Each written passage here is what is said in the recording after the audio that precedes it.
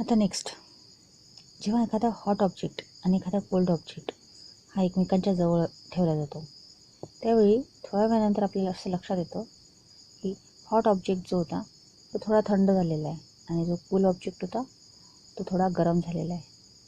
म्हणजे त्यांनी exchange of heat केलेलं आहे, दोघांनी देवाणघेवाण केलेली आहे हीटची. याचाच अर्थ जे ॲटम्सची कायनेटिक एनर्जी आहे, म्हणजे त्याची जी गतिज ऊर्जा आहे, ॲटम्सची जी गतिमान ऊर्जा होती ती एक्सचेंज झाली आहे दोघांमध्ये. हॉट ऑब्जेक्ट्समध्ये जे कायनेटिक एनर्जी गतिमान होती, म्हणजे ते जोरात फिरत होते, ते आता थोडे हळू फिरत आहेत, म्हणजे त्यांचं टेम्परेचर थोडं कमी झालेलं आहे. आणि जो कोल्ड ऑब्जेक्ट होता त्यातले जे विसावलेले ॲटम्स होते ते थोडे गतीने मूव्ह करत आहेत. म्हणजे आता काय केलं आहे त्यांनी, त्यांच्या कायनेटिक एनर्जीजचं ॲव्हरेज आणलं आहे. म्हणजे दोन्ही ऑब्जेक्ट हे इक्वल टेम्परेचरवर गरम आहेत किंवा थंड आहेत. आपण एक पाहू आता, स्पेसिफिक हीट. स्पेसिफिक हीट म्हणजे काय? एखाद्या ऑब्जेक्टला जे त्याचं टेम्परेचर आहे, म्हणजे त्याची जी हीट रिक्वायर्ड आहे, त्या हीटपेक्षा 1 डिग्रीने जर त्याचं टेम्परेचर आपल्याला वाढवायचं असेल तर त्यासाठी लागणारी हीट ही स्पेसिफिक हीटमध्ये काउंट केली जाते. इथे डेफिनेशन पहा. The specific heat of an object is the amount of heat required to increase the temperature of unit mass of that substance through 1 degree. म्हणजे आहे त्या तापमानावर जर आपल्याला 1 डिग्रीने त्याचं टेम्परेचर वाढवायचं असेल तर ते 1 डिग्री वाढण्यासाठी, टेम्परेचर वाढण्यासाठी जेवढी हीट लागते त्याला स्पेसिफिक हीट असे म्हणतात. त्याचा सिम्बॉल आहे सी आणि SI युनिट आहे त्याचा joule per kg degree Celsius आणि CGSमध्ये calorie per gram degree Celsius. समजा Q अमाऊंटची जी हीट आहे ती एखाद्या वस्तूचं म्हणजे एखाद्या ऑब्जेक्टचं टेम्परेचर वाढवण्यासाठी लागते. ज्या ऑब्जेक्टचं मास आहे M आणि स्पेसिफिक हीट आहे C. मग त्याचं जे टेम्परेचर आहे TI म्हणजे इनिशियल टेम्परेचरपासून तर ते फायनल टेम्परेचरमध्ये, कारण आपण त्याला हीट प्रोव्हाइड करतो आहे ना, तर ते होईल फायनल टेम्परेचर TF. हे जे टेम्परेचर आपण देतोय TI ते TF मधलं, म्हणजे temperature of initial to temperature of final, या दोघांमध्ये जे आपण टेम्परेचर त्याला प्रोव्हाइड करतोय ते डिपेंड कशावर असतं? मास आणि स्पेसिफिक हीट त्या ऑब्जेक्टची. तसंच वाढणारं टेम्परेचर. आता हा फॉर्म्युला कसा तयार होईल पहा. क्यू म्हणजे काय? जे लागणारी हीट आहे ती हीट, म्हणजे प्रोव्हाइड करत असलेली heat, is equal to M म्हणजे मास इंटू सी म्हणजे स्पेसिफिक हीट, किती हीट लागते आहे ती, इंटू TF. साहजिकच आहे, ज्यावेळी आपण त्याला हीट प्रोव्हाइड करू, टेम्परेचर प्रोव्हाइड करू, त्याचं टेम्परेचर आधीच्या टेम्परेचरपेक्षा वाढलेलं असेल, म्हणजे TF हा मोठा असेल TIपेक्षा. म्हणून मग आपल्याला TFमधून TI मायनस करावा लागेल. ठीक आहे. त्याचा फॉर्म्युला काय तयार होतो? Q म्हणजे लागणारी heat is equal to M mass into C specific heat into आधीच्या टेम्परेचरमधून, म्हणजे नंतरच्या टेम्परेचरमधून आधीचे टेम्परेचर मायनस करणे. आता प्रत्येक सबस्टन्सला सारख्या टेम्परेचरवर सारखेच ते एक्सपांड होत नाहीत किंवा स्पेसिफिक हीट त्यांची तेवढीच नसते. तर त्याच्या काही वेगवेगळ्या सबस्टन्सेसच्या वेगवेगळ्या स्पेसिफिक हीटमध्ये आणि हीटचं एक्सप्लेनेशन इथं दिलेलं आहे. आता आपण पाहूया कॅलरीमीटर हे एक थर्मास असतं, थर्माससारखंच असतं. थर्मासमध्ये कसं 2 वेसल्स असतात, म्हणजे 2 भांडे असतात. एक आतलं भांडं असतं, एक बाहेरचं भांडं असतं. बाहेरचं भांडं एकदम थंड जरी असलं तरी आतलं भांडं त्या दोनमध्ये जो एअर गॅप असतो, त्यामुळे काय असतं की जी आतली हीट आहे किंवा आतली जी गरम वस्तू आहे तिचं टेम्परेचर बाहेर जात नाही, त्याच्यामुळे ते आतच लॉक राहतं आणि ते थर्मली एकमेकापासून वेगळे झालेले असतात. म्हणजे इनर वेसल जे आहे ते इनर वेसल आतलं गरमच्या गरमच राहतं आणि बाहेरचं जे आउटर लेअरिंग आहे ती थंड असेल. तर हे जे इनर वेसल आहे ते कॉपरने बनलेलं असतं. थर्मोमीटर कशासाठी यूज करतात?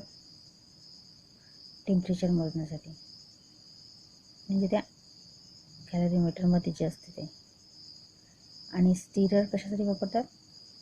तो लिक्विड किंवा जो पदार्थ असेल तो स्टीर करण्यासाठी, त्याला हलवण्यासाठी. समजा आपण थोडंसं पाणी जे फिक्स टेम्परेचरवर आहे ते आपण त्या कॅलरीमीटरमध्ये टाकलं, म्हणजे आता त्या वेसलमधलं, म्हणजे ते थर्मोमीटरमधलं जे आतलं वेसल आहे त्याच्यामधलं टेम्परेचर आणि वॉटरचं टेम्परेचर सेम असेल. आता जर आपण एखादा गरम पदार्थ त्या पाण्यात सोडला तर काय होईल? हीटचं एक्सचेंज होईल त्या हॉट ऑब्जेक्टचं आणि वॉटरचं, आणि ते कॅलरीमीटरचं तापमान. म्हणजे तिथे 3 ऑब्जेक्ट्स आहेत. आता एक हॉट ऑब्जेक्ट आहे, एक वॉटर आहे आणि एक कॅलरीमीटरचं तापमान आहे. या तिघांचं सेम तापमान होईल. तर थोड्या वेळानंतर त्याचं तिघांचं सेम टेम्परेचर होऊन जाईल. बाहेरच्या सराउंडिंगपासून तर थर्मोमीटरचं म्हणजे कॅलरीमीटरनं स्वतःला वेगळं ठेवलेलंच आहे. म्हणजे बाहेर हीट लॉस्ट होईल का? नाही. फक्त आत जे आपण टाकलेलं हॉट ऑब्जेक्ट आहे आणि वॉटर आहे आणि कॅलरीमीटर आहे, त्या तिघांचंच इंटरचेंज होऊन जाईल टेम्परेचर. तसंच आपण एखादा जर कोल्ड ऑब्जेक्ट टाकला तरी ते तसंच होईल. म्हणजे आतला जर पदार्थ, आतलं हीट, कॅलरीमीटरचं टेम्परेचर, त्याच्यानंतर पाण्याचं टेम्परेचर आणि त्या कोल्ड ऑब्जेक्टचं टेम्परेचर एक्सचेंज करतील ते स्वतःच्या हीटला, आणि एका ॲव्हरेज लेवलवर ते टेम्परेचर तिथे कायम राहील. समजा mass of the inner vessel, म्हणजे ते कॅलरीमीटरचं जे आतला वेसल आहे त्याचा आपण जर मास पकडलं त्याला MC पकडू, MC म्हणू. आणि इट्स इनिशियल टेम्परेचर, त्याचं टेम्परेचर काय आहे सध्याचं? आतल्या ज्या कॅलरीमीटरच्या भांड्याचं टेम्परेचर आहे TI, म्हणजे temperature initial. And the mass of water in the कॅलरीमीटर, त्याच कॅलरीमीटरमधलं जे वॉटरचं मास आहे त्याला MW म्हणू आपण. आणि त्या वॉटरचं जे टेम्परेचर आहे ते सुद्धा TIच राहील, कारण वॉटरचं जे टेम्परेचर आहे ते त्या कॅलरीमीटरच्या टेम्परेचरशी समान राहील. समजा जर आपण त्यामध्ये एखादा ऑब्जेक्ट टाकला, त्या ऑब्जेक्टला आपण नाव देऊ MO, आणि त्याचं टेम्परेचर काय राहील मग? TO. हा त्या ऑब्जेक्टमध्ये टाकला, पण तो जो ऑब्जेक्ट होता त्या ऑब्जेक्टची जी हीट आहे, म्हणजे तो जो पदार्थ होता तो थोडा त्या कॅलरीमीटरच्या आणि वॉटरच्या टेम्परेचरपेक्षा थोडा जास्त गरम होता. मग तो काय करेल? हीट घेईल की हीट बाहेर सोडेल? बाहेर सोडेल हीट. तो हीट बाहेर सोडेल. का बरं बाहेर सोडेल? कारण की त्याचं जे ऑब्जेक्ट आहे त्या ऑब्जेक्टचं जे तापमान आहे ते या दोन्हीपेक्षा, म्हणजे त्या भांड्यापेक्षा, वेसलपेक्षा, कॅलरीमीटरच्या वेसलपेक्षा आणि वॉटरपेक्षा, त्याच्यातल्या वॉटरपेक्षा जास्त आहे. आणि थोड्या वेळानंतर ते तिघही एक ॲव्हरेज लेवलवर येऊन जातील. आणि आता ॲव्हरेज लेवलवर आल्यानंतर त्यांचं जे फायनल टेम्परेचर होईल, तिघांचं जे सारखं टेम्परेचर असेल त्याला आपण TF असं नाव देऊ. आता जे हीट त्या ऑब्जेक्टने, त्या मास ऑफ ऑब्जेक्टने जी हीट आपल्याला बाहेर काढलेली आहे, म्हणजे त्याने जी हीट सोडलेली आहे, नॉर्मलवर येण्यासाठी त्याने जी हीट सोडलेली आहे, त्याला आपण QO नाव देऊ. आणि तो QO म्हणजे काय होईल की जी हीट, QO बरोबर जी हीट या दोन पदार्थांनी, कोणी कॅलरीमीटरने आणि वॉटरने घेतलेली जी हीट आहे त्याचे इक्विव्हॅलंट असेल. समजलं तुला? या भांड्यात जो पदार्थ आहे, म्हणजे जे मास ऑफ ऑब्जेक्ट आहे, त्याने जी हीट सोडली, कशासाठी? ते या दोघांच्या लेवलमध्ये येण्यासाठी. तेवढीच हीट ते दोघं जण घेतील, कारण बाहेरचं कोणीच म्हणजे बाहेरच्या वर्ल्डशी तर त्या कॅलरीमीटरचा, त्या पाण्याचा आणि त्या हॉट ऑब्जेक्टचा काही संबंधच नाही आहे. त्याच्यामुळे उरले, याने जर हीट सोडली तर ऑटोमॅटिकली कोण ग्रॅब करेल? पाणी आणि कॅलरीमीटर नाही तर पाणी आणि पाणी. म्हणजे QO is equal to QC. QC म्हणजे काय? कॅलरीमीटर. आणि QO म्हणजे काय? सोडलेली हीट. सोडलेली QO हीट म्हणजे सोडलेली हीट ऑब्जेक्टने, आणि QC म्हणजे कॅलरीमीटरने घेतलेली आणि QW म्हणजे वॉटरने घेतलेली. हां, तर मग याचा हा एक फॉर्म्युला तयार झाला. हा फॉर्म्युला खूप इम्पॉर्टंट आहे. असं तसं पाहिलं तर एकदम सिम्पल आहे हा, पण लक्षात घ्यायला, म्हणजे लक्षात घ्यायसाठी सिम्पल आहे, पण लक्षात ठेव हा. ठीक आहे. आता आपण पाहिलं की बघ QO, QC आणि QW हे डिपेंड कशावर असतात? स्पेसिफिक हीटवर, मासवर आणि त्याच्या चेंज इन टेम्परेचरवर. तर चेंज इन टेम्परेचरला आपण डेल्टा टी या नावानं लिहितो. ठीक आहे, डेल्टा टी. समजा जर स्पेसिफिक हीट त्या मटेरियलची, म्हणजे त्या कॅलरीमीटरची, वॉटरची आणि त्या ऑब्जेक्टची, ही स्मॉल, कॅपिटल नाही, स्मॉल सी म्हणजे कॅलरीमीटरची, स्मॉल W म्हणजे वॉटरची आणि स्मॉल O म्हणजे ऑब्जेक्टची. हां, स्मॉल सी लिहायचा तिथे. स्मॉल का? शक्यतोवर स्पेसिफिक हीटसाठी आपण स्मॉल सीच लिहितात. स्पेसिफिक हीट आहे ना, मग त्याच्यासाठी स्मॉल सी लिहितात. आता पहा, इथे फॉर्म्युला आहे आणि फॉर्म्युल्याचं एक्सप्लेनेशन एकदम बेस्ट दिलेलं आहे. म्हणजे हा जो फॉर्म्युला नंबर 4 आहे, तो फॉर्म्युला नंबर 4 हा फॉर्म्युला नंबर 5ला, म्हणजे फॉर्म्युला नंबर 4 हा थोडं शॉर्टमधलं रूप आहे, पण त्याचं जे विस्तारित रूप आहे ते फॉर्म्युला नंबर 5 आहे. हे दोन फॉर्म्युले, म्हणजे 4वर हा 5 डिपेंडंट आहे. 4 समजला की 5 समजते. हो, पण थोडं जास्त आणखी लक्ष द्या. QO म्हणजे काय होते? स्पेसिफिक सोडलेली हीट बाय ऑब्जेक्ट. हां, आपल्याला माहिती आहे की QO, आता हा QO म्हणजे सोडलेली हीट समजायचं, त्या ऑब्जेक्टने सोडलेली हीट. तर QO म्हणजे काय झालं मग? सोडलेली हीट इज इक्वल टू त्या ऑब्जेक्टचं मास इंटू डेल्टा टी, म्हणजे मासच्या ऑब्जेक्टमध्ये जे आधीचं इनिशियल टेम्परेचर होतं ते टेम्परेचर आणि दुसरं नवीन होणारं टेम्परेचर, म्हणजे ते जे रिड्यूस झालेलं मिश्रण. हां, ते रिड्यूस झालेलं टेम्परेचर. आता समजा ज्यावेळेस हा QO हा काहीतरी सोडून राहिला ना, मास ऑफ ऑब्जेक्ट, जर तो ऑब्जेक्ट जर हॉट असेल तर तो सोडून राहिला, पण जर तो त्याच्यापेक्षा थंड असेल तर तो घेईल, है ना. तर मग हा डेल्टा टी जो आहे, हा delta T of that object म्हणजे काय? तर डिफरन्स इन टेम्परेचर. समजा तो थंड असला की तो हीट ग्रॅब करीन, आणि समजा तो जास्त म्हणजे हिटेड असला पहिलेच तर तो हीट सोडेल. हां, तर मग त्या हीटमधलं जे एक्सचेंज आहे, डिफरन्स आहे, म्हणजे तो जो फरक आहे त्या दोघांमधला, म्हणजे पहिल्या टेम्परेचरमधला आणि दुसऱ्या टेम्परेचरमधला फरक आहे, त्याला आपण डेल्टा टी लिहिलेला इथं. Delta T of that object, समजलं. आणि CO म्हणजे काय? कॅलरीमीटरचा काय? Specific heat. सी म्हणजे काय? Specific heat of that object, समजलं. Specific heat. आता लक्षात घे, हा जो पहिला आहे ना, इथे पहा, QO म्हणजे काय? Specific heat. हां, स्पेसिफिक हीट ऑफ दॅट, म्हणजे गिवन, म्हणजे जी सोडलेली हीट आहे ती. सोडलेली हीट किती सोडलेली आहे?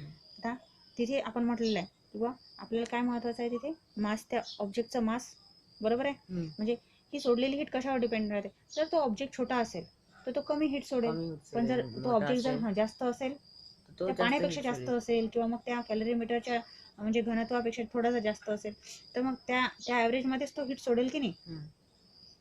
Mass of object into change in temperature आपल्याला म्हणजे माहिती आता आहे टेम्परेचर काय वाढणार आहे, कमी होणार आहे. हां ते, आणि त्या कॅलरीमीटरचं म्हणजे स्पेसिफिक त्या कॅलरीमीटरचा ऑब्जेक्ट. म्हणजे ते वेसलचं तापमान.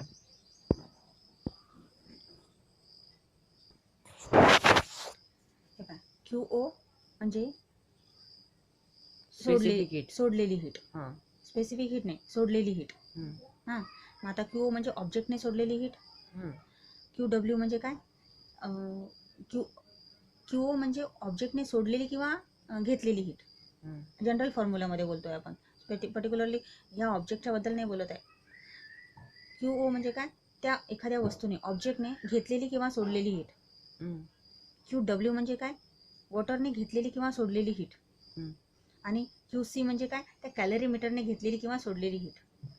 हां, आता या तिघांचे वेगवेगळे म्हणजे ते एक स्वतंत्र कसे आहेत. म्हणजे आता क्यू ओ पाय, क्यू ओ म्हणजे काय, त्या मास ऑफ ऑब्जेक्ट म्हणजे त्या ऑब्जेक्टचा वस्तुमान, तो कमी आहे, जास्त आहे, मोठा आहे, छोटा आहे.